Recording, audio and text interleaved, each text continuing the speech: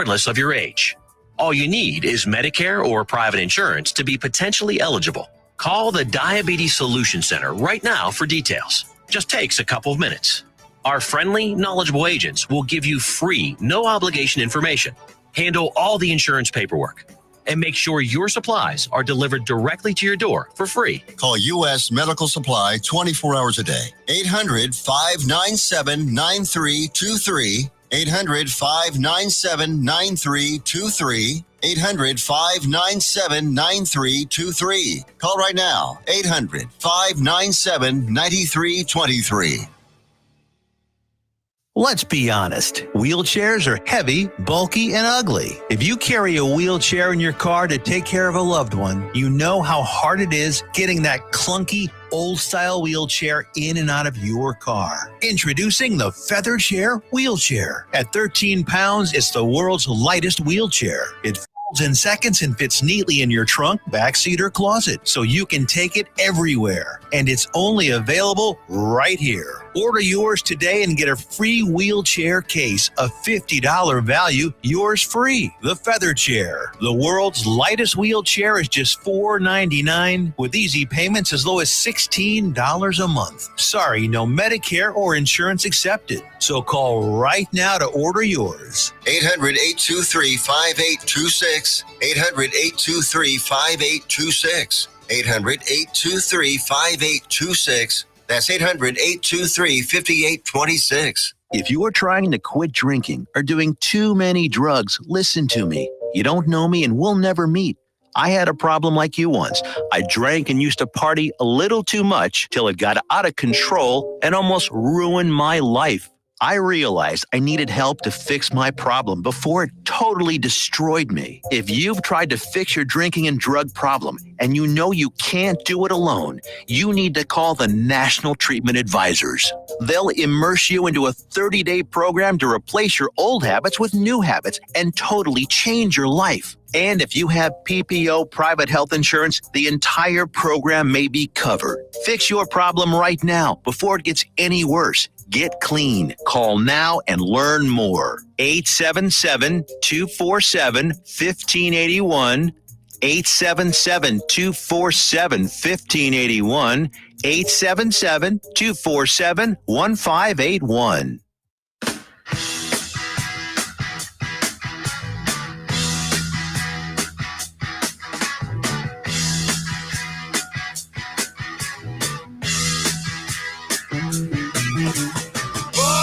To be wild.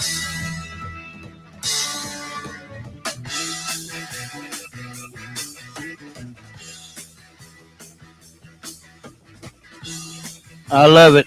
Tiffany is on the ball. 1, 2, 3, 4. Tiffany is on the ball. She's got me covered on my graphics. Thank you very much, Tiffany. I appreciate you. Love having you on. Good afternoon, good evening, and welcome back to another wonderful episode of Texas Wild with Ryan Prigmore, Adventures from the Water to the Campfire. We got a special episode this week. I say that every week, but today really is a special episode. Today we have a gentleman in here who wants to talk about getting high. What's up? His name is Anthony Strong. He is a mentor and a coach for a place called Spaceland Dallas. This gentleman has over 500 skydives. And if you're like me, if you crave adrenaline, if you want to go places that few people get to go, this is the kind of guy you want to talk to on a daily basis. Anthony, thanks for being in the studio with us tonight to talk about skydiving. We have a lady with us today also named Erin Reichnar. She has skydove one time. So your mic's not on. 1, 2, 3, 4. Okay, I got you on 5, and now you're on 4. So leaving her out like that. Yeah, I know. It's not nothing personal, I promise. So Erin has skydove one time. And Mr. Strong, Anthony here, has dove 500 times. So we have a wide array of opinion here. We have the opinion of somebody who did it once. What was your son's name? Kai. Our other guest is here, if you wouldn't mind. Thank you. We have a wide array of opinion here from somebody who did it once 20 years ago when regulations might have been a little bit different. And we have a gentleman who does it for a living.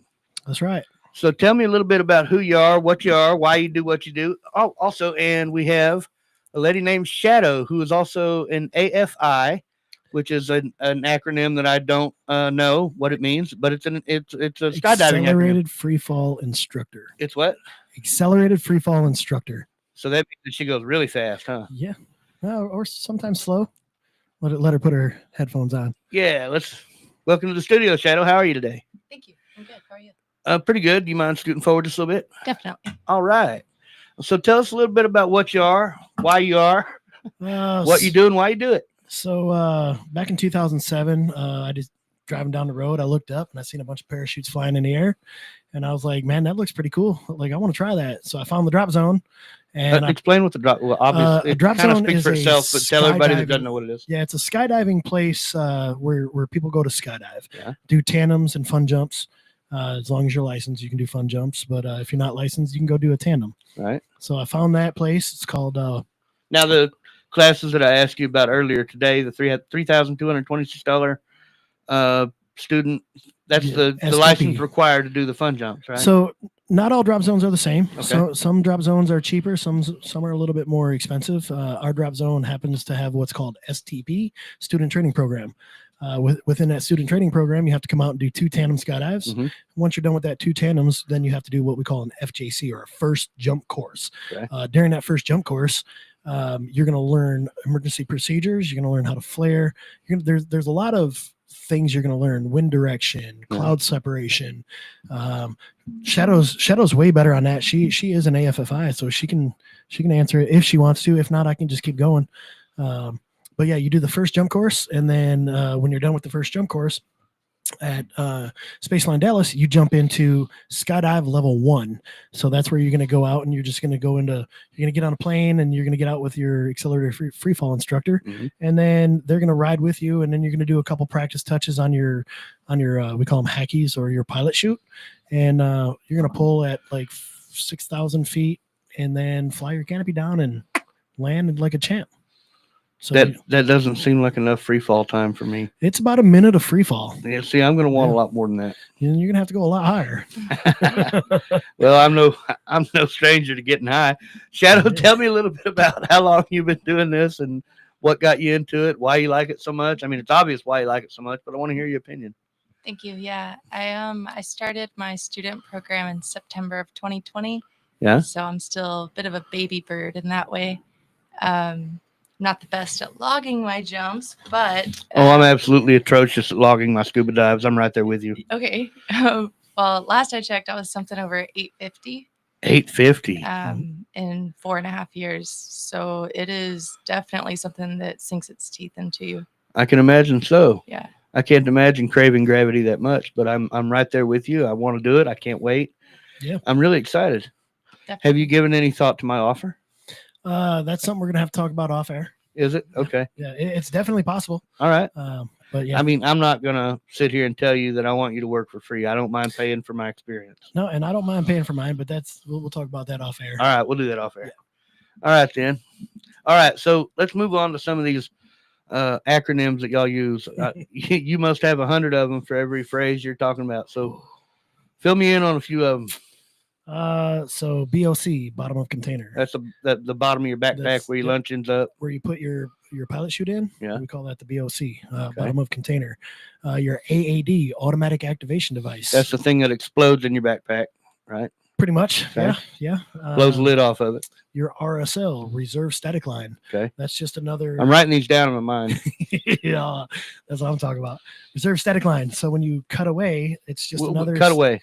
So cutaway is You get if rid of have your a main mel- chute or yeah, something? if you have a malfunction on You your main don't use a chute. knife for that. No, No. absolutely not.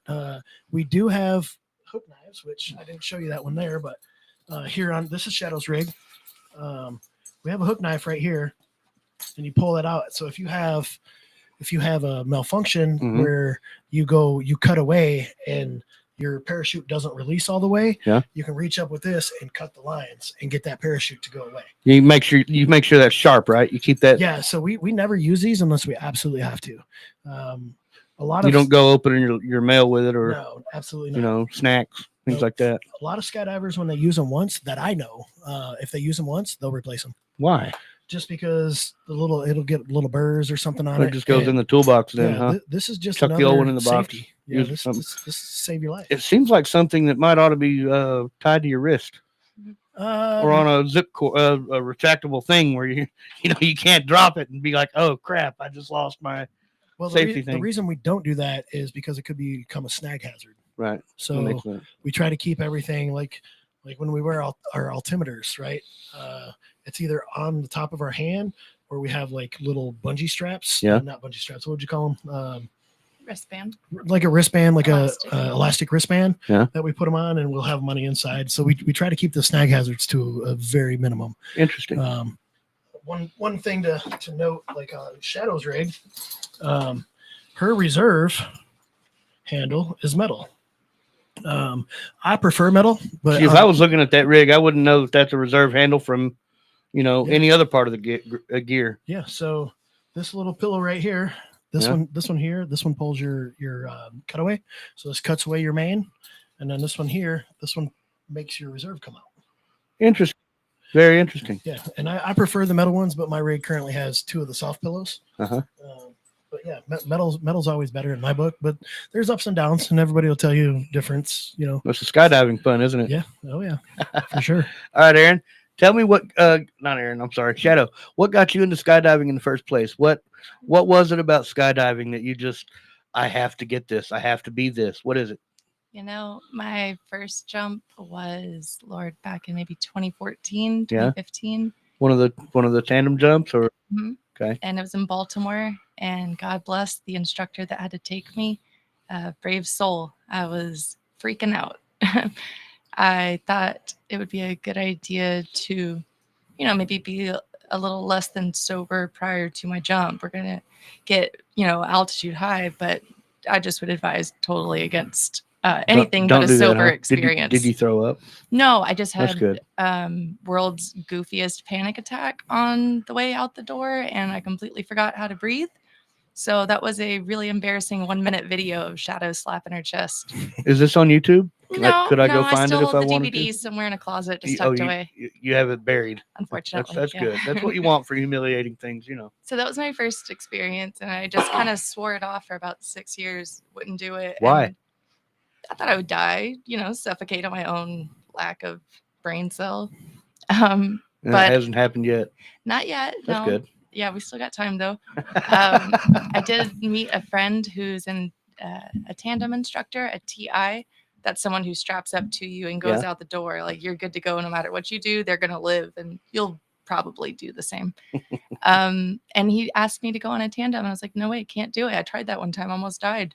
He's like, what malfunction did you have? Did you have have to cut away? My own lungs. I was like, no, I actually couldn't breathe, my man. And he just stared at me for a really embarrassing moment. And I was like, that's all in your head, right? People jump every day without helmets or visors.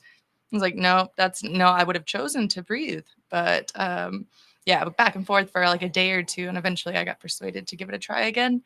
And I bet you're glad you did. Woo, man, I definitely, had to remember to breathe, but it was a lot better.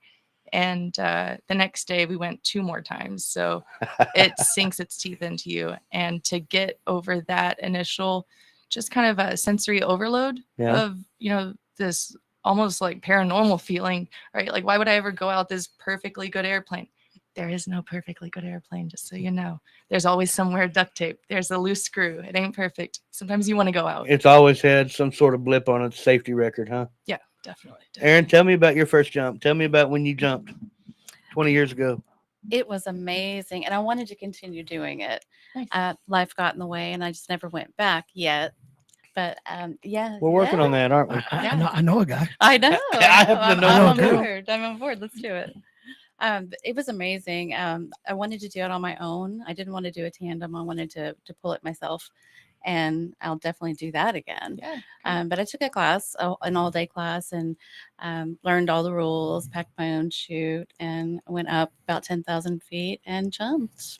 And it was the most amazing experience I ever had, and I definitely want to do it again. So when you're out of the plane, when you've crossed that threshold, you're on your way down. Mhm. What was going through your head? just pure amazement and excitement. Were you wearing the goofy plastic goggles? I was. You were? I was. And I was. I hear those make everyone look better. Oh, definitely. Yeah, there's a video out Kind of there like somewhere. a mask in scuba diving. Yeah. but, but yeah, I didn't pay attention at all. My instructor was like, pay attention, look at your altitude. Okay, so at no point during that entire experience did you ever think, this isn't for me? Never. Never once. Never. What about you, Shadow? Around 2, 3, 4, sold. Realized Sold. I'm not dying. This is incredible, like you say, and just couldn't stop thinking about it every day, looking up at the sky, no matter where I am. There's a famous pilot who once said, once you have tasted flight, you will forever walk with your eyes cast skyward. Same thing? Every day. Are you always scanning the horizon for parachutes, canopies? Even in an airplane, I'm in the Walmart parking lot, nudge my friend, yo, how high? I could jump it, right? I would jump it, right? Just hop and pop. Boop. Yeah. Right on. Okay, so Anthony, was there ever a moment during any of this, your first jump, your second jump, your 50th jump, that you thought, maybe this isn't something I should do? I wouldn't say this isn't something I should do. I definitely had some scary moments in skydiving, and I thought, okay, let's step back and what did I do wrong, or what do I need to stretch, like my shoulder being dislocated in a skydive. Well, I mean, you can't always prevent somebody from hitting you in midair, can you? Yeah, no, you can't prevent that. You can't prevent people opening up underneath you. Which is definitely not something you want. No, that's absolutely a catastrophe not. For everyone. I've had that happen a couple times, but thank God I know how to track. I know how to get out the way. And that's where you basically make yourself streamlined at an angle and zoom on. You're just out of the way. You're basically putting yourself in a delta position. Your shoulders are back, your hands are back, cupped, your legs are straight out, toes pointed, head to your chest, and you're just getting it. Yep. Right on. Okay, so tell me about. We touched on this briefly earlier. Tell me about a sketchy jump. Tell me about a time when everything was going perfectly fine until it absolutely wasn't. What happened? So I got meat missiled. Okay. Hey. Is that an industry term? Yes, that's an industry term. Okay. So that's when meat missile. Yeah. Sounds dirty. When somebody comes in and they're flying above you, and then they just kind of just head down or foot down or just hits you in midair at full speed. What is full speed? We're talking terminal velocity here. Yeah, so full terminal velocity is 120 miles an hour. Mm-hmm. Some people fly a little bit faster than that. Some people, especially like if you're tracking, you'll definitely fly way faster than 120. But the average fall, so straight up and down, is about 120 to 150 ish. Just depends on your size. And it just happened to be, person above me didn't realize what they were doing, and they hit me from the top and dislocated my shoulder the first time there and couldn't pull. So I had to go to my reserve, and that's pretty scary. So when you're on your reserve, I mean, that's it. That's your only chance. Yeah, that is your last chance to save your life. And that has a cutaway too, though, right? No, it does not. So of course not. Yeah, your reserve is actually stitched into your container. There's no way possible that you can take that reserve unless out. You use that little fancy cutter deal. Yeah, you'd have to literally cut it yourself, and that's not advisable. Okay, so if you're on your reserve chute, if you have some sort of unfortunate circumstance, you have to pull that one first, and something goes wrong with it, you can't go back to your main. Nope, because it's already out. You'll have a tangle. There's a couple different scenarios to that. Right. Most times when you go to your reserve, your main is already out and you have a malfunction, and then you cut your main away. Right. And then you go to your reserve. There are other times where you dislocate your shoulder and you can't pull your main, but you go straight to your reserve. If you can reach your main, I wouldn't suggest it, because then everything can get entangled, right, and give you a worse malfunction than what you had. And, you could tangle everything up and lose the inflation that you have and go straight down. So what happens if you are on your reserve and something goes wrong? I mean, is that it? It depends on how you land. Say your prayers, rabbit. Yeah, it's hey, it's been a good ride. Hopefully this doesn't hurt too much. Yeah. All right, Shadow, your turn. Sketchy jump, something goes wrong, or maybe you even just felt like something was going to go wrong. What happened? Could be weather, could be a malfunction. Yeah, one does come to mind. It's kind of common to meet at least one skydiver who's got a story of only having one shoe when they land, and this is mine. There's an exit out the airplane that you can do called a sit train, and essentially you line up out the door facing the tail of it, and everybody's holding the bar of the airplane with one hand. Everybody's got their right leg up. The person in front of you is ready to catch that leg for you. If you're in the front driving this thing, you just got to hold on to these legs and smile. That's it, huh? Mm-hmm. And so I happened to be in the middle of a 3-way sit train, all the terms you got to learn. And it was me and two bigger middle-aged guys, and I've got death grip on the guy's legs behind me, and the guy in front of me decided that it was getting a little tumbly down the hill out the door of the plane. So he lets go. The guy behind me is trying to wiggle out. The guy in front of me does let go, and I've still got the legs of the guy behind me, and I don't realize he's trying to kind of squirm out.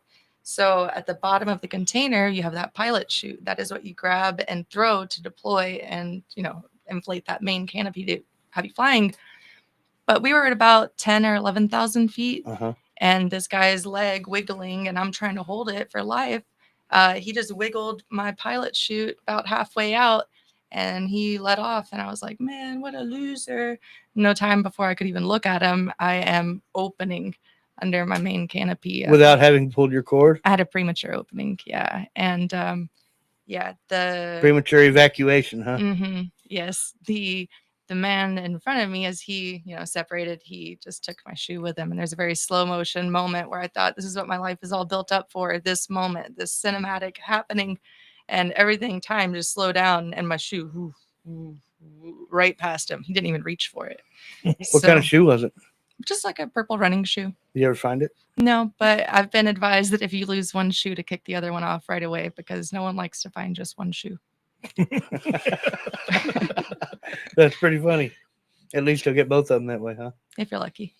All right. Well, I would ask you the same question, Aaron, but you've only had one dive, and it went pretty well because you're still here. So It went amazing. I guess you don't have any stories about dives that didn't go quite the way you wanted them to, have you?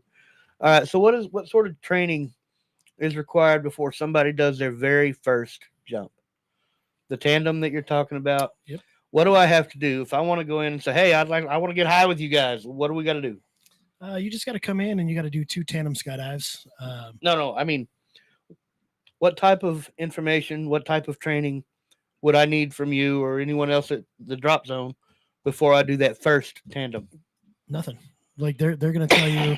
All you need is the gumption to get up there. Yeah, the will to fly. Yeah, if you will. They're going to strap you up, and then you're going to go do your first tandem. Mm-hmm. Your first tandem is just basically getting used to the free fall, getting used to the air, and then your second tandem, which at Spaceline Dallas we call TL2. Why TL2? I don't know. Tandem level 2. Tandem, well, that makes sense. Level 2. Okay. Keep it simple. I work manifest, and I don't even really know what TL2 actually means, but yeah, you go up on your second tandem, you're a little bit more involved. So each tandem you're going to have an altimeter on, and we encourage you to pull to open your parachute. Your first one, you don't have to do that. The tandem instructor will do it. I want to do it on the first one. Yeah, come on out. But I'm going to wait. You better do it by 6, because if you don't, they will. I want to fight his hand off. I want to slap his hand away. That ain't going to happen. I promise. So on tandem rigs, you ain't going to slap it away because there's 2 golf balls on each side. So if you slap this hand away, he's going to grab this side. I'm going to be slapping them both. No, I don't think that's going to happen. I mean, you could try. I'm known for staying down underwater longer than I probably should have on a tank. Yeah. So I wonder if that's going to translate. Hopefully. Or if I'm going to be all, get that thing out now. You're going to get that thing out now. I want just the other thing is like just riding under the canopy is just pure bliss. That was my favorite part. Yeah. Once you get under that canopy and you look out at the horizon and you kind of do some turns and you just look around and you look down, you're just like, now I know why birds fly. That might be blissful for the vast majority of the rest of them. But bliss for me is going to be when you're going Mach 3 with your hair on fire just after jumping out the door. That's my shit. That's the kind of stuff I like. And then after you get your license, so we're pretty strict, doing stuff like that until you get your A license. Right. We have disciplines in the sport. No, I'm not trying to suggest that you need to cast all discipline aside. I'm saying no, dude. Like what I'm saying is like I'm going to be doing this for that feeling, not the bliss of riding down. I'm doing it for that jump. So we're talking about tracking. Like what you want to do is we call that tracking. There's a group for you. It's what? There's a group for you. Yeah, there's a group. Excellent. It's tracking and angle flying. Okay, so if I were to come in there and I say I want to get up in the plane with y'all, I want to do this, I want to do a tandem jump. I want your craziest instructor. I want the man with his hair on fire. I want the wildest dude on the show. I want to do that. Who would you pick? No comment. It'd be you, or it'd be Shadow. Huh? No. So we're not tandem instructors. Okay. Shadow is an AFFI. I'm a coach and a mentor. Well, you can coach and mentor me then. So you'd have to get your license first. All right. I'm going to start working on that. And then after you get your license, you're going to have to take some classes, which we offer. Okay. We offer wingsuit classes. We offer, I'm not sure I'm committed to the wingsuit thing yet. I'm a tubby fella. Yeah. I mean, have you seen me lately? I'm 230 pounds of. Yeah, we're about the same. Yeah. I won't say what I was going to say, but anyway, we offer classes. Like, so if you want a wingsuit, if you want to learn how to track or angle fly, we have people who dedicate their lives to flying that way. Exactly that. Yeah. That's what I want to do. Yep. And, I want to do the wild stuff. Yeah. But we don't recommend that until, you get a couple hundred jumps in. Let's learn how to fly your body first. Once you learn how to fly your body, once you learn how the air feels and get time to slow down, how to manipulate it, how to manipulate everything, that's when we're like, all right, Ryan, let's go. We're gonna start angle flying. And a lot of people think it's really easy, but man, let me tell you what, it's hard. It's really, really hard. I bet it is once you first get into it. Yeah, but once you get it, man, you got it. Yeah, I mean everything has a learning curve. It does. When I first got into scuba diving, I took to it like I'd been doing it my entire life. Yeah. It blew the instructors away. And that's how skydiving is. Shadow did the same thing. I did the same thing. It was like I was born to do this. Like I was meant to jump out of airplanes. That's awesome, man. It's impressive that you found your passion. Yeah. People go their entire lives with a passion and never know what it is. They never realize what they were here to do. They never step outside of that box and experience something that no one else gets to. People spend their entire lives and don't get to do that. And I could not live that kind of life. Yeah. I couldn't do it. I got a sister and two brothers that live vicariously through me. My brother is an engineer. Yeah. My sister's a stay-at-home wife, and my little brother works in the construction field. And they have this little life that they live, and they're always messaging me, hey, what did you do today? Hey, what did you do yesterday? Hey, what's going on? Send us a video. So yeah, I can relate to that. Yeah, they live through me vicariously. So get out there and do your thing, man. Like you live every day, but you die once, and that's right. You might as well go try it. You jump for the chance to live another day. That's right. All right. Before we cut away to a commercial, Shadow, what are some advice, some tips that you might give people who are listening who have never done this before, but they're interested? They just need that last final push, that last final piece of advice before they go, okay, you know what? I'm doing this. What would you tell them? We have this term called the door monster. The door monster? Mm-hmm. Pretty pervasive, especially in noobs. And it is that idea of you being in the airplane, watching other humans exit, getting vacuum sucked out, and you're just sure they're all dying one by one, and you're next. And my heart is thumping just telling you about the door monster. But it's that feeling of just kind of being debilitated to the point where you're convinced you can't even go out that door. I might be riding the airplane down, or, sometimes people do go out the door, but they still feel the thunder in their chest of the door monster. So my advice would be actually from a different manifest worker that we have, Mr. Tim. Not long ago, I heard him telling a friend who was terrified of his first tandem. He said, the door monsters are already eating you. Let it spit you out. Perfect. That's excellent advice, and I want to touch on it more when we come back. We're going to go pay some bills. We're going to, do a couple commercials, and we'll see you in just a few.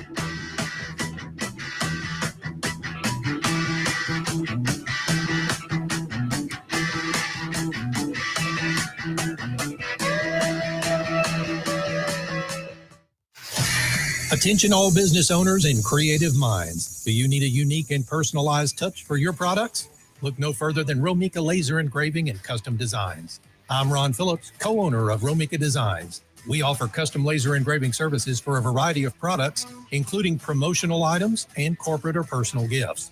With state-of-the-art equipment and a team of skilled designers, we can engrave intricate designs on virtually any material. Whether it's a special message, a company logo, or a custom design, Romika Laser Engraving will help you make your mark. And the best part, our prices are affordable and our turnaround time is quick. I couldn't be happier with the work Romika Laser Engraving did for me. The engraving on my product was precise and exactly what I wanted. So don't wait any longer to add a personal touch to your products. Call Romika Laser Engraving and Custom Designs today at 817-400-4040 or visit our website at romikadesigns.com. We look forward to helping you make your mark. Hey travelers, do you want to save money on your next flight? Then pick up the phone and call. That's right, call, because the best prices are not online. They're with SmartFares. See, SmartFares has special deals with the airlines. When they have unsold seats, they use SmartFares to fill them. So you get airline tickets at ridiculously low prices. Our prices are too low to publish online.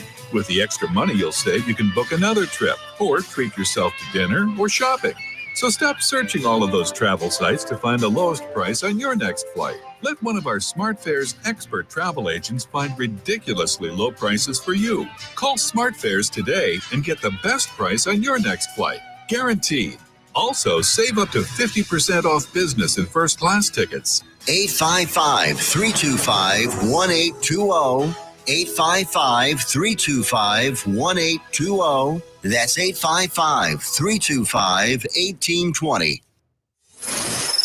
Joco Community Radio. Listen live at jococommunityradio.com. Born to be wild.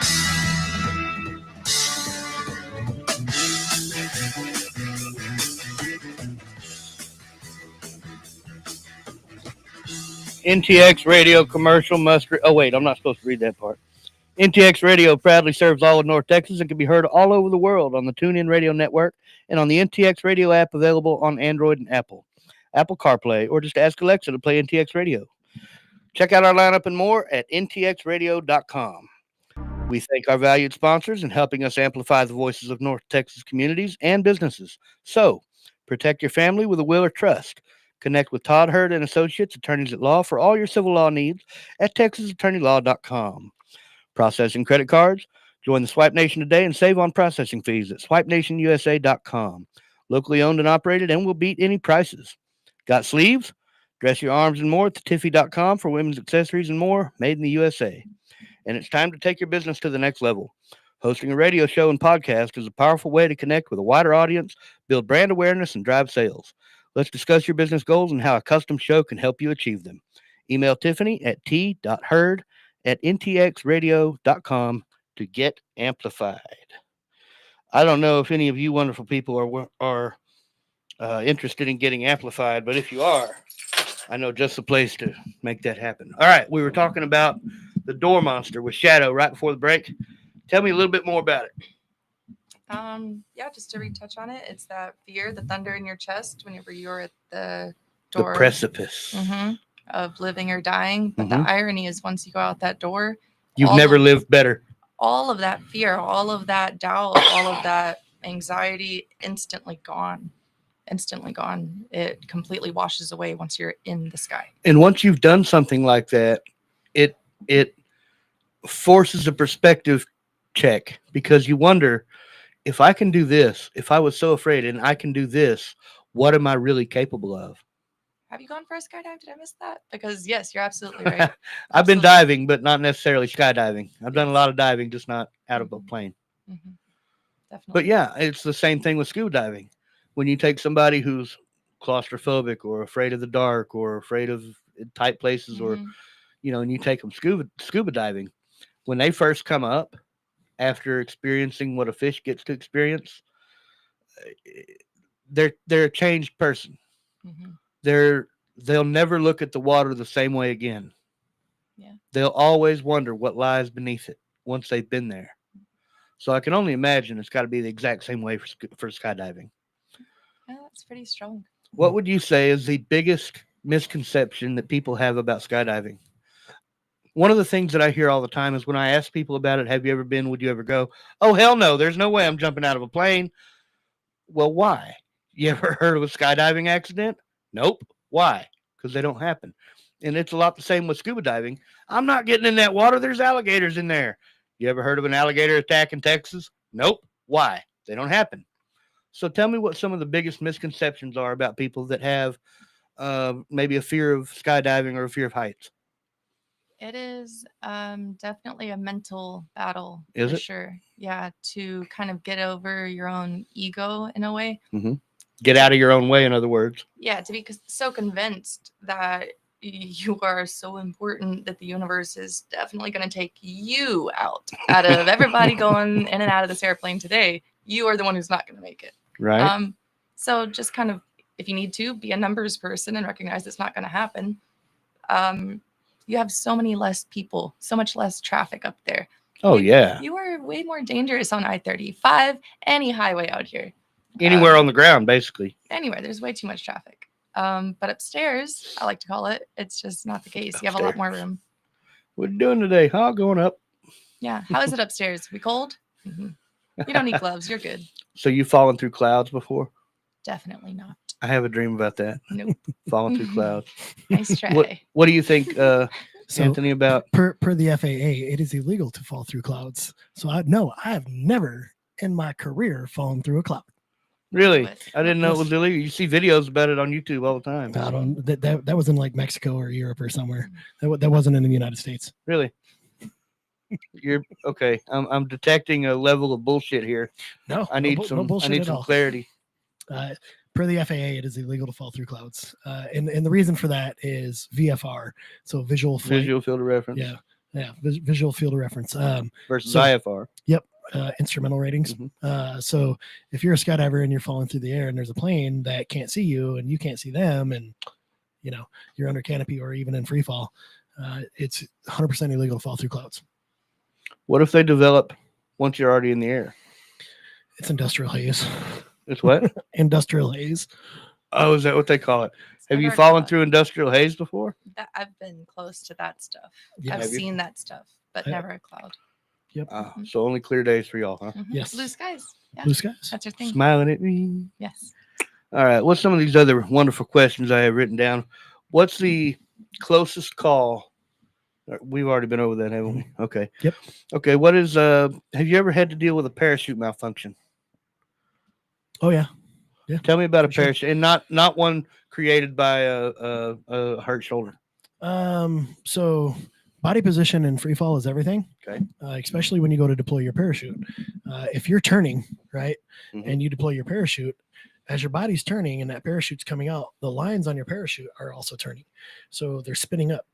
And when that parachute starts to open, them lines are all spun up. So you're like, oh crap, I'm in a line twist.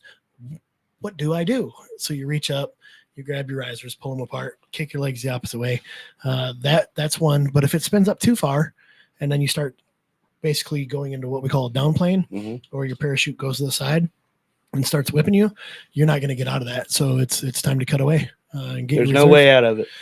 Not something that's spun up that high, because like I said, we have decision altitudes, and our decision altitude is 2,500 feet. With that being said, That's where you decide if you're going to die or not. No, that's where you decide whether you're going to fly that you're going to land that parachute, or you're going to cut it away. So at 2,500 feet, and you look up and you're like, there's no way I can land this parachute that's over my head. You're going to reach right, grab right, look left, grab left, peel punch, peel punch. What do you mean peel punch? So you're going to pull your cutaway handle, full arm extension, grab Okay. your reserve All right. handle, pull that full arm extension. What is the peel part? It's so, again, on these soft pillows is what we call them. These are Velcroed in. So when we say peel, it's literally, I don't want to do it too hard. We're peeling it out. I see. Okay. And then we punch. That makes a lot more sense now. Thank you. Yep. And we do safety checks. We do gear checks is what we call them before we get on the plane, while we're on the plane. I'm in the habit of doing gear checks Man, honestly, I'll probably do 30, 40 gear checks before I get out of the plane. Constantly touching my handles, making sure, touching my 3 rings, grabbing my RSL, reaching back, making sure my pin's seated.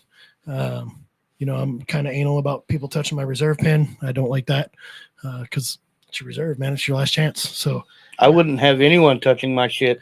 None of it. Yeah. Absolutely any of it. You don't have them actually touch it, so they'll peel that little flap back and make sure that the rigger seal's on there. Make sure the pin's seated, that it's not coming out. So that's it. Don't touch it. Just look. Tell me if it looks like something's going on, and then I'll make that determination. What is the most beautiful or unique place that you've jumped? What is the most? If you had to pick one, I'm talking out of all 500 plus that you've done. You had to sit down and pick one and write a story about it. Which one would you pick and why? My most favorite jump of all time. Of all time. Could be a base jump. Could be a flying squirrel suit. Nope. This was a full altitude jump in California at Skydive Paris. So jumped out of the plane. We actually got a little bit more altitude at that point and got out and looked out, did what we call a high pull. So a high pull is when you leave the plane and you don't free fall that very, very far, like maybe 1,000 feet. Yeah. And then you pitch your parachute. So you're, 13,000 feet in the air underneath your parachute and you're just flying around. And out in California, man, let me tell you what, like the ocean, the Pacific Ocean, and then the islands, and then the clouds and the sunset is just, I would love to die with that having been the last thing going through my mind. Well, you're actually in a unique position to make that happen if you choose to. Yeah, that is very true. That is very true. Have you ever jumped at sunset? Yes. I mean, as the ocean, as the sun's going below the horizon. So no, we always go up 30 minutes before sunset because per FAA, we're not allowed. We're allowed to jump at night, and I've done night jumps, and I'm sure Shadow has too. But there's more things you have to do. Like you have to have a red glow stick on the front of you and a green glow stick on the back, and then you have to have a light that's visible up to 3 miles. Okay. You have to brief. You have to similar rules to having a boat on the water at night. Yeah. You have to starboard anchor. Yep, you have to jump at least one time that same canopy that day during the day to jump at night. Why? Make sure it works. It's just to have that jump that day. I don't really know. Do you know why? I actually don't really know the good safety measure. Yeah, the specifics of why. It's just an industry standard. But yeah, do you use it? You don't use a different chute at night as the one you do use. Use what we have. So you always want to fly what you're used to. Right. So, fly what you know. Yeah. Dive what you know. Same thing. Yep. Yeah. So me jumping at somebody else's canopy that I don't know, the flare could be different. The stall point could be different. At least with my parachute, I know where my stall point is. I know what my flare point is. I know how it flares. I know how it stalls. I know how it turns. Right. So, if I were to go jump Shadows, I'd probably die. She's got a really small one. So Shadow, your turn. Most memorable dive ever. That's pretty heavy, but one comes to mind this year. I did what we call an ash dive. I have no idea what an ash dive is. You will. You take the cremated remains of a loved one. Could be family, could be Sky family, could be, for me, my first ash dive was with a very good friend who asked me to go with him for a young woman who I never even met. And it was just in that way, the 3 of us, but her family was on the ground. So it's really impactful. And that one was a few years back. Sounds like it would be pretty emotional. Yeah, and it's been a rough roller coaster year. I lost my brother about a year and a half ago, my oldest. I'm sorry. I appreciate you. But I was able not long ago to have this contraption on one of my arms, and I convinced another crazy human to do the same. Thank you, Keith, to have one on his. And I had the ashes of my brother, and Keith had the ashes of my mom, who passed away not long ago. And we did a 2-way linked exit out the door, and I had, I believe, 17 other staff members build a round around us. And we all just fell together like that from altitude until about 7,000 is whenever we ripped our little, Velcro strip, and then out comes the crazy noodle arm thing full of Mom or full of Chris, and it just made an instant cloud whenever he went first. And I was almost like too just struck to even like process that moment. I was like, oh yeah, me too. And then you see another one come out, and from the ground, another brother was there with some family and friends, and they got to witness the two just stay together, these two clouds. It's wow. really uncommon is what I've heard, but that's amazing. That's unbelievable. Very uncommon. I've been blessed. I'm glad I'm wearing sunglasses because that actually made me a little emotional. Yeah, it can really hit you in the heart. It does awaken you. I can imagine so. Mm-hmm. I can imagine so. It's the hardest part about being a skydiver, man. Losing loved ones, losing friends. Yeah, I imagine That so. is the Yeah. hardest. Scuba diving's a lot the same way too. Yeah. So tell me, let's touch on effects again. How do you think, and either one of you can answer this, how does skydiving change someone who's never done it? Oh man, you know what? There's stories all the time. Well, Aaron, how did it change you? Yeah. I think about it all the time. What changed about your personality from before you did it to after you did it? They call it chasing the dragon. Yeah. You quoted Leonardo da Vinci earlier. I did. Mm-hmm. Once you look up to the sky when you're on the ground, you're Yep. constantly looking, I want to go back up. Can't wait to get back up there. That's right. Shadow, what do you think? Yeah, no disagreement. 100% blue skies on the mind. If you look at my Facebook, I'm always looking at the clouds and the sky. I've noticed. Yep. All right. So, what kind of person should try skydiving, and what kind of person should just absolutely stay the hell away from it? I think everybody should try it at least once.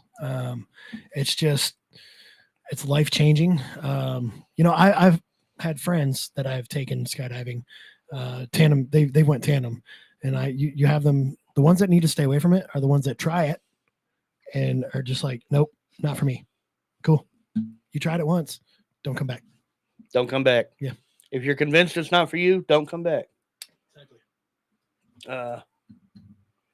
Was it? Oh, there we go. I hear me now. Yeah, there's I guess a bad connection in there somewhere. If we come across an instance where I wanted to can't cut hear me you, I'll out. just stump you on the ear or something. You can repeat yourself. Yeah, it's all good. All right. So, what kind of life lessons has skydiving taught you? To be freaking humble. To be humble. To be humble. Yeah. Because you're not like she mentioned earlier. You're not the one person in the universe that it's determined to kill. You're not that big, are you? No. Tell me how it taught you to be humble. Man, it's wow. That's a to be humble. Like, I have a really good friend out in Tennessee. His name's Keith. We actually walked into a bar one day, and there was a girl who was our waitress. She's like, yeah, me and my boyfriend, we just went skydiving, and it was the best thing ever. And she's trying to tell me what's going on, right?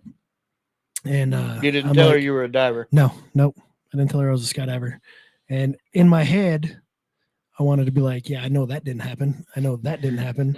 That didn't happen. But humble yourself. Let them live that dream that they think of. Yeah. Right. It's cool. So you think she was telling a story? It didn't really happen. No, I think it happened. She just so Maybe embellished a our little bit. senses get overwhelmed in skydiving. That's why when you come to a tandem, me working in Manifest, if it's your first tandem, I try to push on you, get a video, because I promise you, when you get down to the ground, your senses, your endorphins, your adrenaline is just so like, whoa, you are not going to really remember hardly anything. I remember my first skydive. I remember it now, but it took me a good 3 or 4 months to actually remember everything I did. I'd be literally laying on the couch and watching TV or, at work or whatever. And be like, oh yeah, I remember that. What's an example of something you remembered in an instance like that? Opening. Like, I don't remember opening on my first skydive. So I did AFF, accelerated freefall. I never did a tandem because I got my license way back in 2007. Right. I don't remember opening. I don't really remember a lot of the free fall. I don't remember checking in, checking out. And you didn't get a circle video of awareness. I did get a video, but it didn't work. So you weren't charged for it, were you? No. Okay, good. No. That's good. But no, it takes with all that adrenaline and everything that's going on, and you're so excited. You know, honestly, man, like to this day, 100%. Every time I skydive and I get to the ground, my heart's just beating, and I'm breathing heavy, and I'm just like, oh, It doesn't change, huh? It doesn't change, man. See, Like, with scuba diving with me, the first time I ever got in the water, it was like that for me. When my head broke the surface, of course, I was a changed person. I never looked at the water the same way again. Mhm.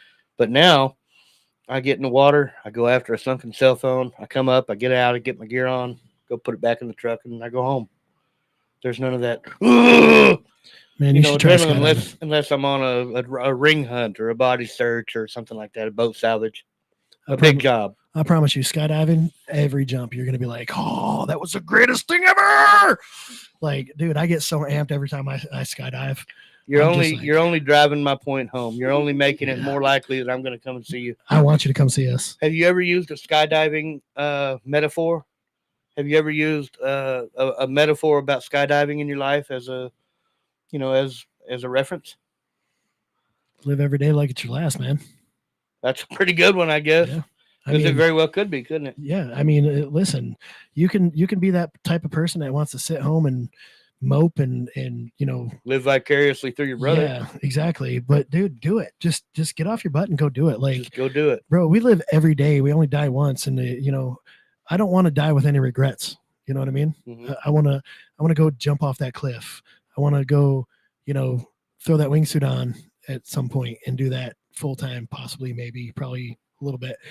I want to experience, like, in the text that I sent you, like, when I'm working as a coach and I take a student up and I see in free fall, I see the look on that student's face, or even on the ground, that big freaking smile that lasts for days, right?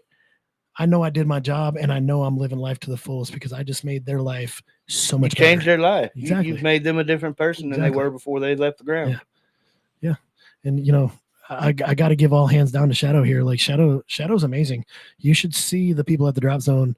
So I work manifest, right? And you don't look like the sort of person who would be this adrenaline junkie skydiver. You look like you're the complete opposite of the even maybe the Mennonite girl who goes to church every Sunday morning, and you just don't look like the type at all. Sign me up. Sign me up. Take me up. Let's do this. No, like the students that specifically ask for Shadow to jump, is amazing. Like, it's pretty badass. All right. So the question that everybody wants to know: do you have any bigger, better, badder, crazier jumps lined up? Like, what is your if you had to figure out what an end goal for skydiving would be, what would be your end goal? What would be the best possible jump? What would be the best possible location at the best possible time for you? What does that look like for you, Anthony? Do you prefer Anthony or Tony? Either one. Okay. Just don't call me late for dinner. All right, I won't. I got the better. My ultimate jump, man, honestly, literally a sunset high pole with all my best friends. And we're just up there on a sunset load, Kurt carving around the clouds, all together, kicking our legs at each other, bumping canopies, just, dude, it's majestic. And you can do that as many times as you want in one day. No, well, I mean, yeah. Because we have bottom time in scuba diving. So we technically, it's up to the pilot. So we have to talk to Manifest. We have to talk to an SNTA, Safety and Training Advisor, which all drop zones have. We have to ask for permission to do high poles because sometimes it's just not conducive. If we're running two planes, right, at our drop zone, we have a Caravan and we have a Twin Otter. If we're running two planes at once, there's no high poles. We don't want to turn into mincemeat from the other plane coming up. So most high poles are on the last load of the day. Well, but we're talking about an experience that lasts at a most how long? A high pole? Yeah. Depends how heavy your wing loading is. Yes. I can stay up there a lot longer than most people. Because you're light. You're lighter than air, aren't you? I love a good high pull. I'm in. Yeah. But that's 10 minutes. That doesn't take up the course of an evening. No, but once it gets dark, you are more limited. So one dive for the evening. You're satisfied. Oh yeah, dude, one dive for the day, and I want more, but I want to do 10 dives a day. Like that's how excited I am to get into this. I want to do as much as I can, as often as I can. But do you realize how exhausting skydiving is? I don't give a shit. You are going to use every muscle in your body. Come scuba diving with me and show me, and I'll show you how good you'll sleep when you get home. I told you, like, oh man, let's do it. I'm totally down. I would love to scuba dive, but yeah, you've never been before. I've only done snorkel, Key West. That's all I've done. Went out to the reefs. Well, man, if we get the opportunity to hang out on the water together sometime, I am 100% on board with both of you. If you'd like to come, I'm not an instructor. I'm just a guy that knows how to dive. Yeah. But I can bring a dive master with us, and he can protect you along the way, get you your Discover Scuba course, and then if things go well for you, we'll make you a diver. Heck yeah. We'll make you a water diver. I got a lot of friends that are scuba divers, you know. Yeah, you were mentioning something about that. 25% of all skydivers licensed in the United States are scuba divers. 25%, 20, roughly. 25, 20, you know, roughly that amount. Did you know that there are more scuba divers per capita in Colorado than any other state in the country? They don't even have that much water. I was going to say, I did not know that because they don't have water there hardly. Yeah. I mean, they got raging rivers, but I'm not diving that. Are you? Heck no. No, hell no. I mean, diving at all. I might put on some scuba gear if I happen to fall off a whitewater raft, but it won't be my choice. Yeah. You know? Yeah. And I wonder who does the underwater search and rescue in those rivers too, because that's got to be a wild job. That's got to be crazy. It's like The River Runs Through It, that movie. No, like, The River Wild or River Runs Through It. Or are you talking about when they stole the wooden boat? No, that movie with Brad Pitt and they're in the river and like it's just like yeah, that's The River Runs Through It, but they steal a wooden boat from their neighbor and go run the gauntlet. Yeah. Yeah, okay. I get it. Yeah. That's one of my all-time favorite movies. I have said the final line in that movie countless times in my own life. Do you remember what it is? No. I am haunted by waters. Absolutely adore that movie. The book was even better. Most books are. You know who wrote the book? No. Norman McLean. Okay. One of the characters from the movie. Gotcha. All right, Shadow. Final dive. Best one. If you had a goal, if you had to end your skydiving career on one dive, tell me about it. We got 1 minute and 15 seconds to go.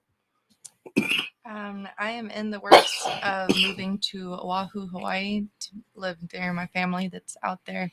And despite a lot of visits, I have yet to jump there. So I'm tempted to answer that place, but I haven't actually done it. So honestly, everything about a sunset high pool is going to bring me joy.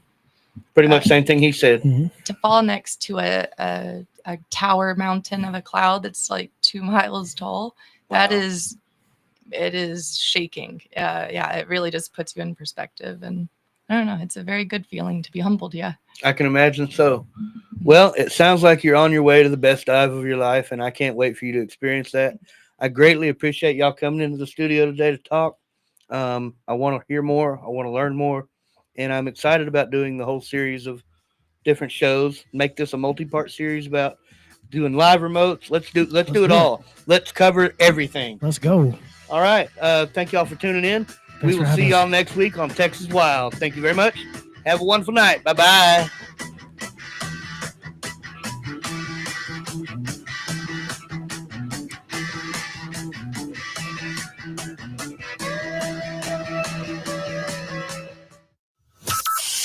From Burleson to Venus and Grandview to Godley, this is the voice of Johnson County, Joco Community Radio. Have you ever met a single person in your life that enjoys paying taxes? No, no one does. If you can't sleep at night because you have a huge problem with the IRS, I've got some free advice for you. This service is strictly limited to individuals that owe the IRS $10,000 or more in back taxes. And if you qualify, we can guarantee that you won't be writing a big fat check to the IRS, or our services cost you nothing.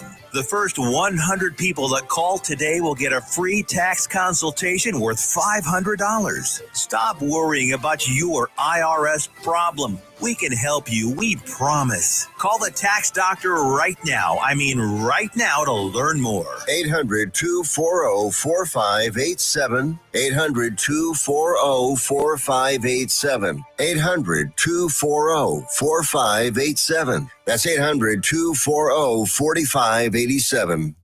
Why have thousands of aspiring authors teamed up with Christian Faith Publishing to publish their book? Because Christian Faith Publishing is an author-friendly publisher who understands that your labor is more than just a book. We provide authors freedom and flexibility throughout the publishing process, professional book editing, award-winning design, and some of the highest royalty structures in the publishing industry. And as always, you will retain 100% of the rights to your book. I was looking to find a company that I could trust, one that assisted in the editing process completely.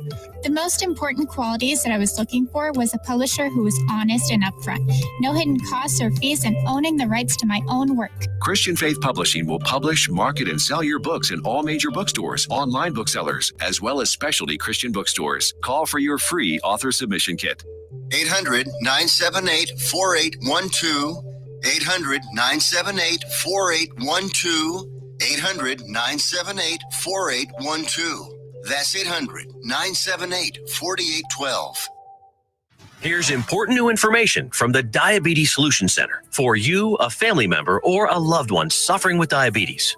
If you have lost your provider, or if you need a provider for diabetic supplies, you may qualify to receive your diabetic testing supplies now with little or no out-of-pocket cost, regardless of your age. All you need is Medicare or private insurance to be potentially eligible. Call the Diabetes Solution Center right now for details. Just takes a couple of minutes.